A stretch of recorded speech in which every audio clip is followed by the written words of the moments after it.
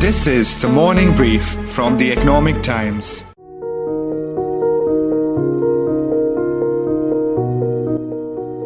In 2018, Indian hockey was suddenly facing an existential problem, with key national sponsor Sahara pulling out.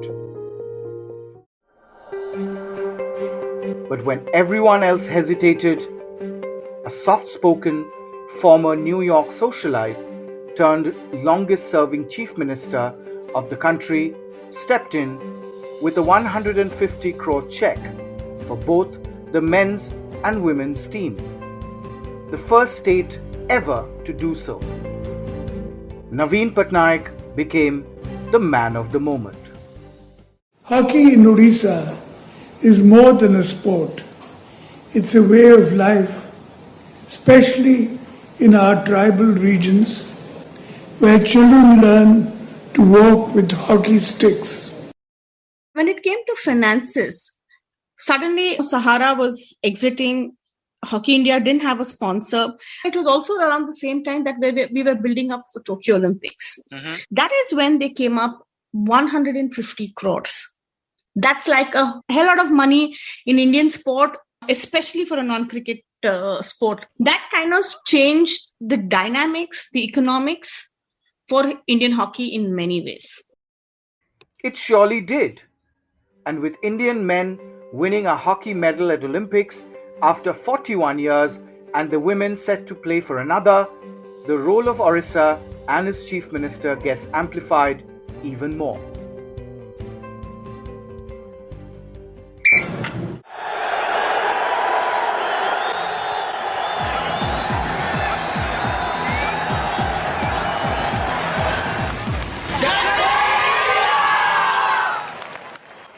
Not just for being a sponsor, but as a springboard. Flicking, dragging, scooping, dribbling its way to revive Indian hockey's lost glory. It's rare to see a commercial ally become the cradle for an entire sport and then go on to become the nursery for several others. How did it do so and why? Since when? We will try to seek all the answers in this podcast. We will also talk to someone who is actually ensuring that excellence from the grassroots is recognized early on and nurtured in the right environment to excel. For change has to come from the soil itself. From the Economic Times, I'm Arijit Burman. It's August 6th.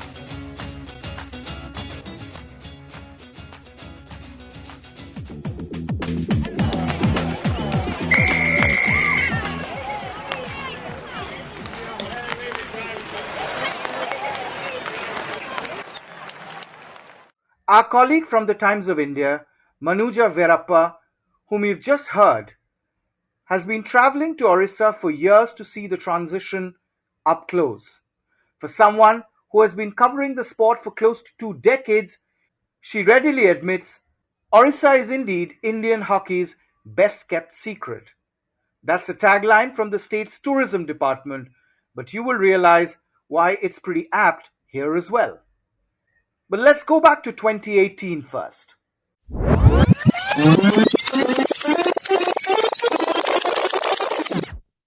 To really understand the significance of that multi-year sponsorship deal that we were talking about right in the beginning.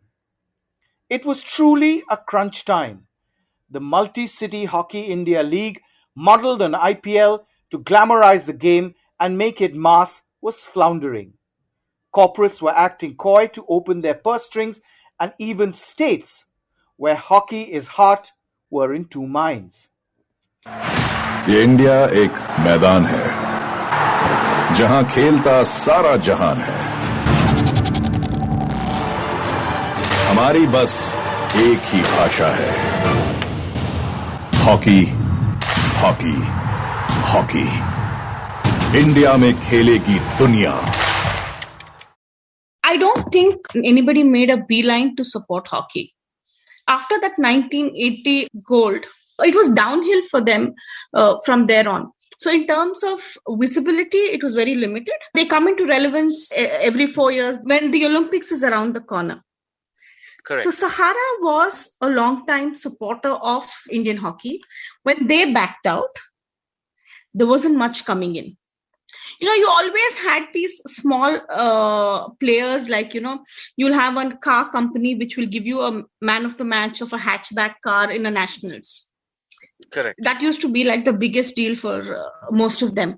But to have a sustained financial deal where you're getting X amount and this is how you can plan your programs, that wasn't coming through. This was a partner who was looking at developing sport, not necessarily taking direct mileage out of it. You didn't have somebody who was saying, okay, I need my returns. Odisha's return on investment was always development of sport. That was it. A long-term commitment to nurture and nourish the sport. Cricket in our country has and always will have several deep-pocket corporate backers. But despite being the most successful field hockey team in Olympic history, the sport has lost much of its oomph and backing at home in recent years. Many of us still consider hockey our national game on the back of the 8 Olympic golds that we have won till 1980, but don't know anything about the latest offside rule or the rolling substitutions or even the 4 quarters. By the way, there's no offside rule in hockey any longer. In Orissa, though, there has always been a sporting universe outside of cricket.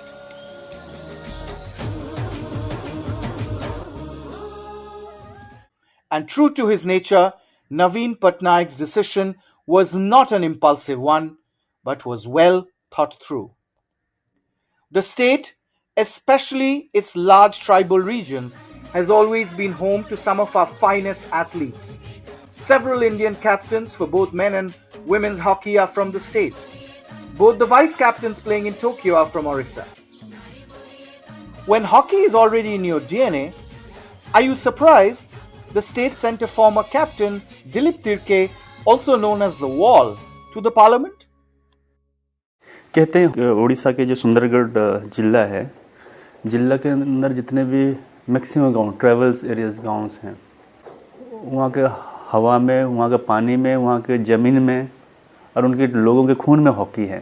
कोई भी जो लड़की देखने के लिए जाते थे, सो लड़की घर वालों ने पहले सवाल करते थे कि लड़का यदि हॉकी खेलता है तब आगे बात बढ़ाएंगे. इस तरह हॉकी क्रेज था उस दौरान. When you think about Odisha hockey, you actually look at the tribals who come out from there. For example, in the current men's team, you have Birendra Lakra and Amit Rohidas. Both of them are from Odisha. Two of the defenders in the Indian team right now are from Odisha. You also have in the women's team, Deepa Grace Eka, who's been phenomenal on ground. She's from there. They have traditionally been strong players, essentially in the defense.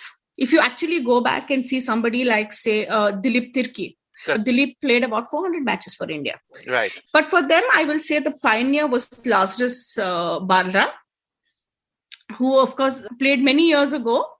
But he kind of sowed the seeds of hockey at an international level for them. If you look at the topography of Orissa, it makes you rough, it makes you tough, but it's also very academically backward. So a lot of them use their physical abilities to move ahead in life. So what is it that you can use your physical abilities for? Manual labor, sport. A lot of them channelize this physical aspect of theirs to go ahead in life for a better living. That means getting government jobs and long-term economic security, which many of them actually do get. A lot of these people get employment, whether it is the Tatas, whether it is railways. A lot of them are employed with Air India, BPCL, ONGC, the petroleum guys. Yeah. So in terms of breaking away from the routine that they have, their lifestyle, they look at sport as an outlet.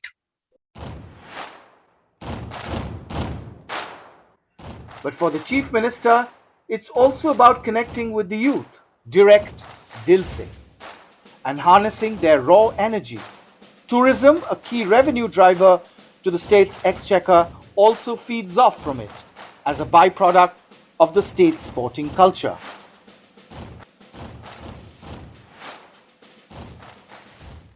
Their long-term investment in sport probably didn't start in 2018. It's in their DNA, and we've had a government which has supported that.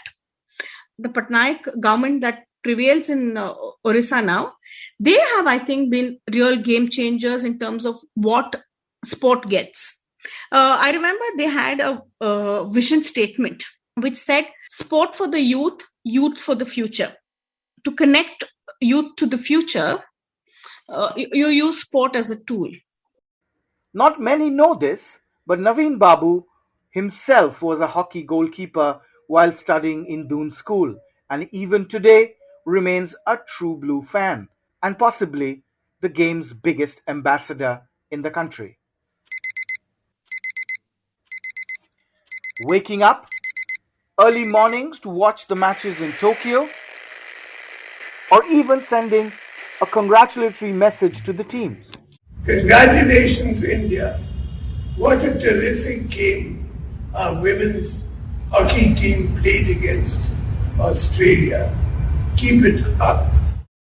To be very honest, I've covered sport in many states across India, including Karnataka, where I live. I have never seen a chief minister who's so involved in sport. It's not that he just comes there, cuts the ribbon and goes off, or, he's there for your final or makes a token, appearance. You have Naveen Patnaik there at least a few times during the course of the tournament. There's really not much fanfare about him coming in. And he's somebody who comes in and oversees the preparations. Behind the scenes, he's done a lot.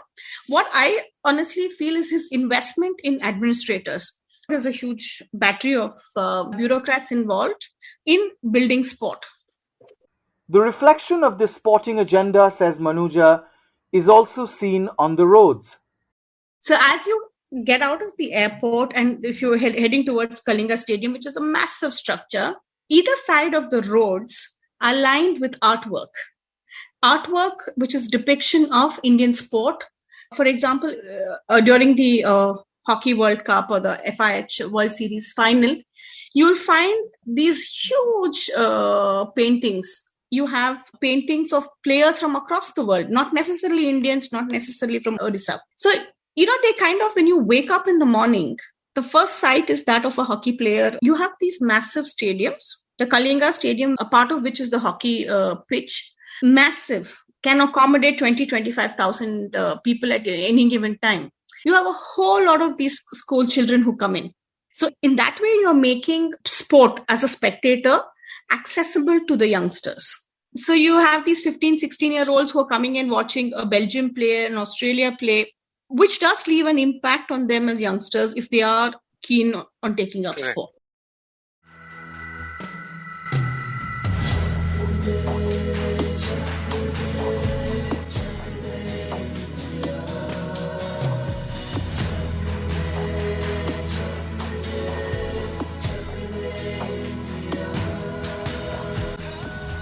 Let's ask someone who is actually spearheading this hockey renaissance ground up in Orissa. Rajiv Seth, a former first-class cricketer, now oversees the High Performance Centre in Bhubaneswar, where since 2019, hockey players, both men and women, have been coming to further hone their skills, stamina and strength to face world-class rivals.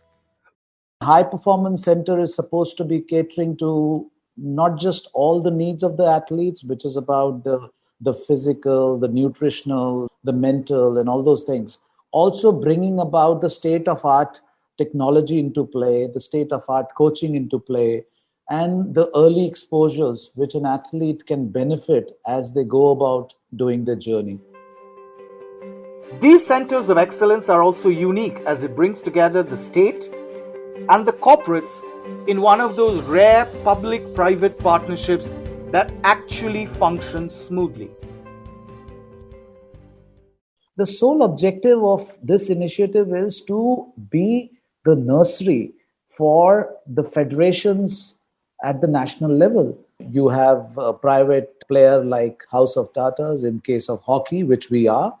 And then there is the public sector point and the government point, which is where the Odisha government comes forward and plays a very big stakeholder role of providing the entire infrastructure which is required for such a world-class high-performance center.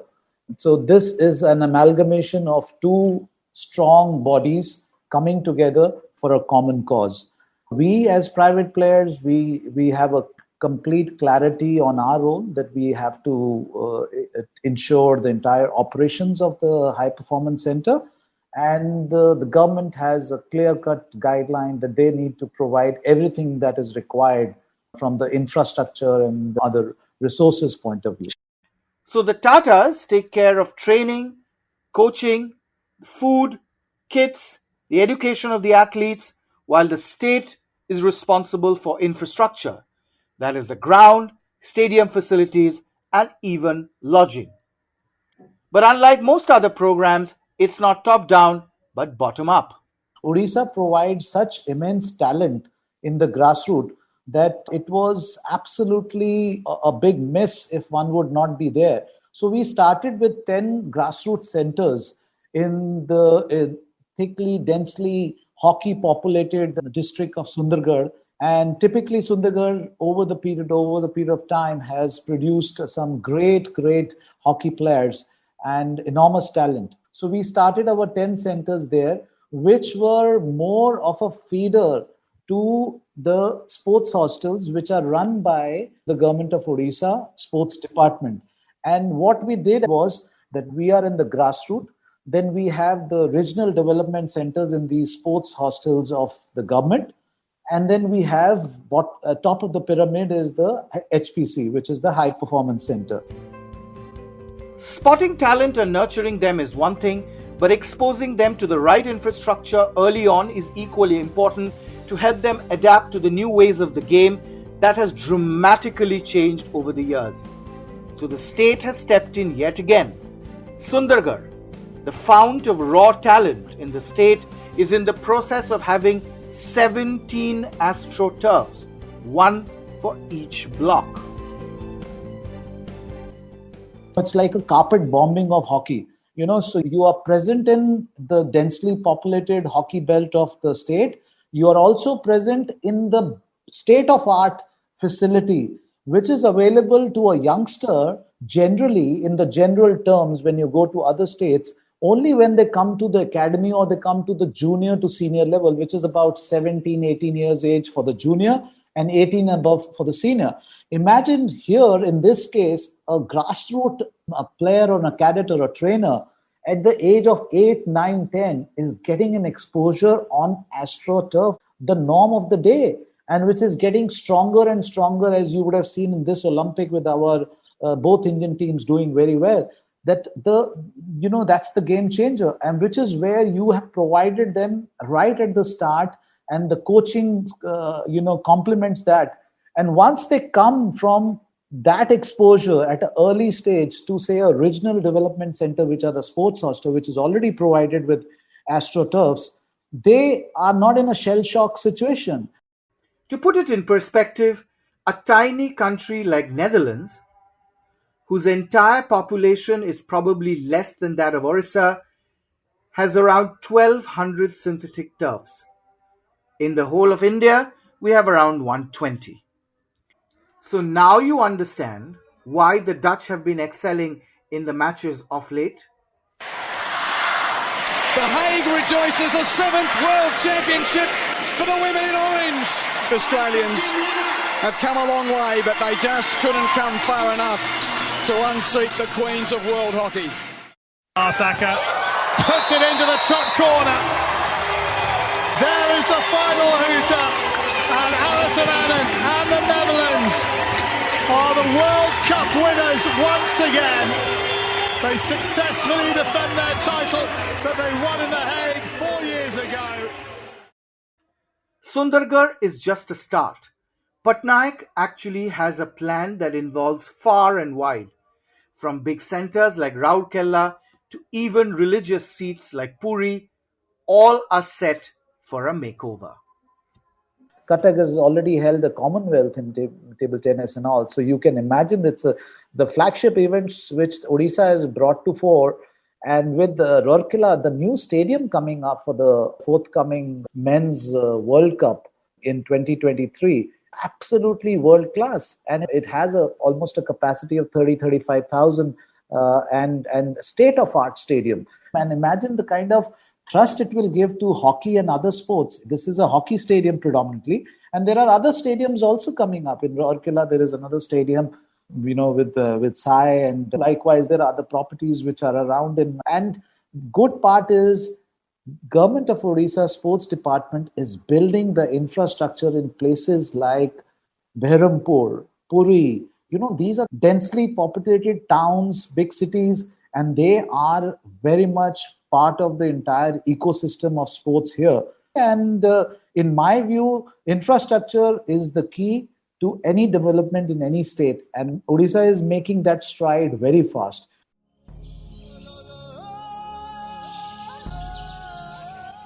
Manuja agrees with Rajiv that the blueprint is to make the entire state a laboratory of legends.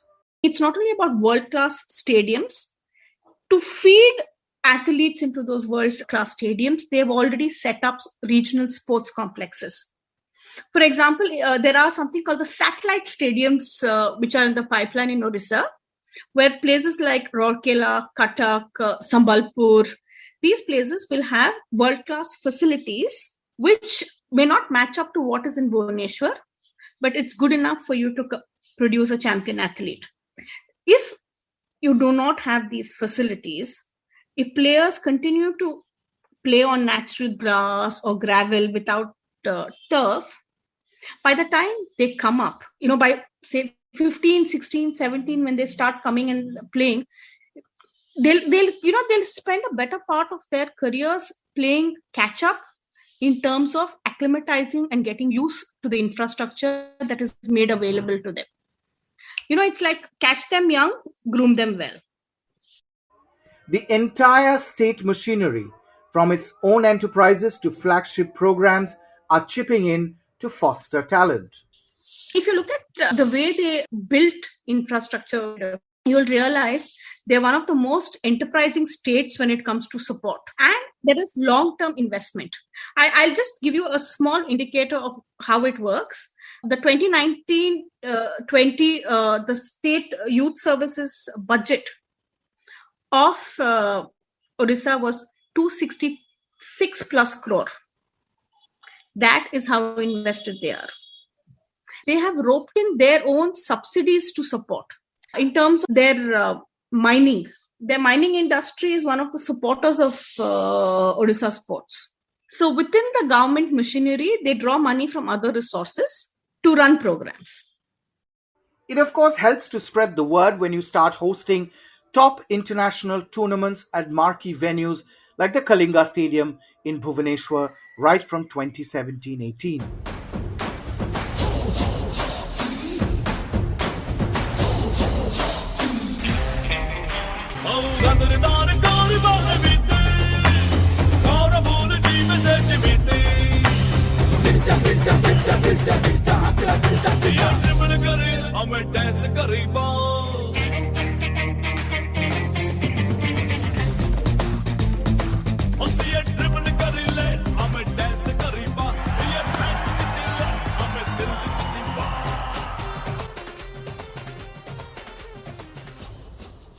From Hockey World League in 2017 to the Men's World Cup a year later, from the FIH Men's Series Finals to the hockey qualifiers of 2019, and even the FIH Pro League in 2020, the juggernaut continues.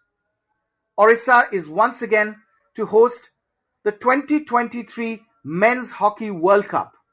These exposures also double up to toughen the mind and the body, something that we are seeing even in Tokyo despite the false starts.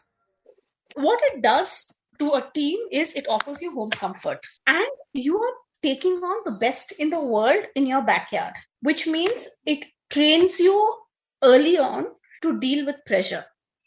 Playing in front of your home crowd you can look at it two ways. One, you thrive on the energy. The other, you have to sustain pressure that comes from being the home favorites. India has virtually played almost all the top teams in the world in Odisha in their backyard.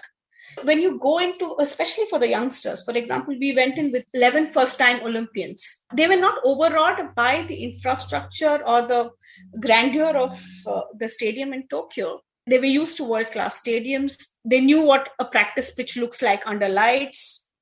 These are things which we had very limited exposure to in India before this. I think the success, irrespective of the color of the medal or even if they finish or don't finish on the podium, the men and the women's team's performance, it's obviously built brick by brick over the years. It is also a reflection of what a proper channelized system, even if it has come from a state government, can do to build a sport.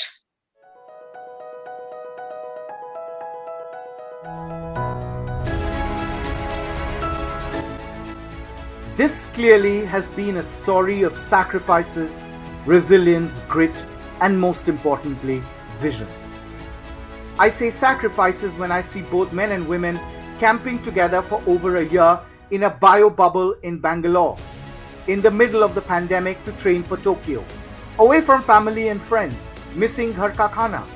I see grit when our athletes don't give up even when 7 of them, including both captains, test COVID positive, or when the entire state administration works non-stop to make the Olympic qualifiers a success at the Kalinga Stadium just weeks after Cyclone Fani wreaked havoc and left behind a trail of devastation.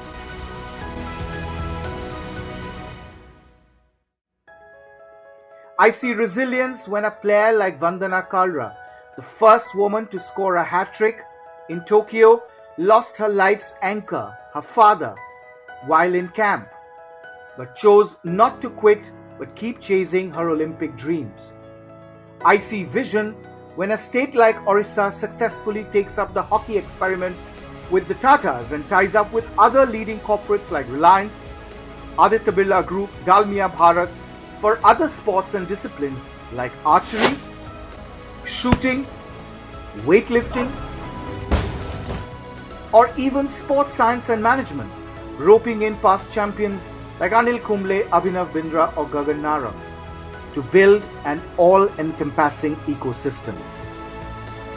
If that's not sporting enough, I don't know what is.